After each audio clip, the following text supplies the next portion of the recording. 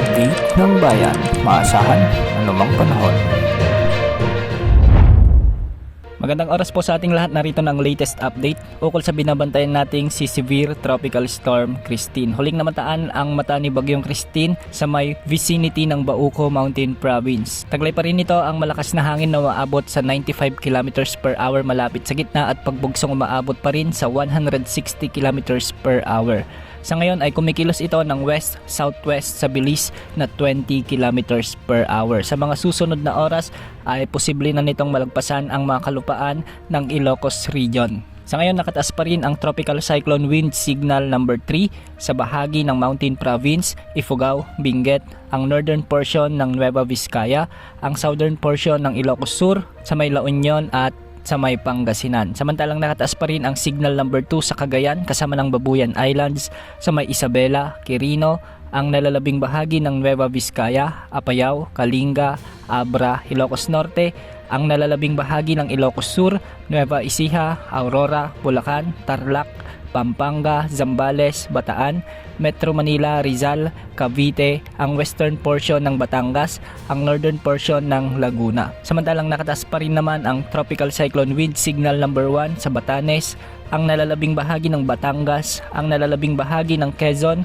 ang nalalabing bahagi ng Occidental Mindoro, sa may Oriental Mindoro, Marinduque, Romblon, signal number 1 din sa northern portion ng mainland Palawan kasama ng Calamian Islands, Cuyo, at Kalayaan Islands. Signal number 1 din sa Camarines Norte, Camarines Sur, Catanduanes, Albay, Sorsogon, kasama ng Masbate at Ticao at Burias Islands. Sa Visayas, nakataas pa rin ang signal number 1 sa Aklan, Capiz, Antique kasama ang Caluya Islands, Iloilo, Bantayan Islands, Northern Samar, ang northern portion ng Samar, sa may Biliran, northern portion ng Eastern Samar at ang northwestern portion ng Leyte. Ayon sa latest forecast track na inilabas ng Pag-asa, posibleng mamayang hapon ito makalabas sa may kalupaan ng Ilocos Sur o di kaya naman ay sa northern part ng La Union. Posible itong makalabas ng ating area of responsibility pagsapit naman ng Friday o bukas ng hapon. Sa pagtawid ni Bagyong Christine sa mga kabundukan ng Northern Luzon,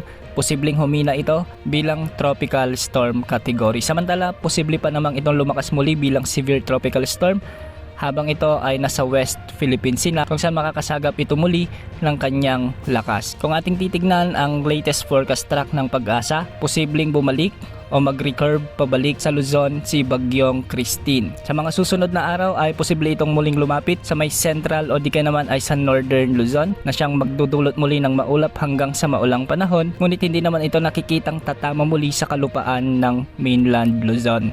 Marami tayong nakakalap na reports na hindi masyadong maulan sa mga lugar kung saan nakataas ang signal number 1 at signal number 2. Ito ay dahil nakakonsentrate ang makakapal na kaulapan ng bagyo sa may Calabarzon at ilang bahagi ng Mimaropa kasama na ang Metro Manila at ilang bahagi ng Central Luzon. Kung makikita nga natin sa ating satellite animation ay may mga makakapal na kaulapan sa ibaba ng mainland Luzon. Ito ang nagdadala ngayon ng malalakas na hangin at malalakas na pagbugso ng ulan. Kaya sa mga kababayan natin dyan, mag-ingat at maging alerto sa mga pagbaha at pagguho ng lupa. Samantala, sa mga susunod na oras ay posibleng umakyat pataas ng Central at Northern Luzon ang makakapal na kaulapan na ito na posibleng magdulot naman ng mga malalakas na pag-ulan at posibleng magdulot ng mga pagbaha at pagguho ng lupa. Samantala, isang panibagong low pressure area ang namataan sa labas ng ating area of responsibility.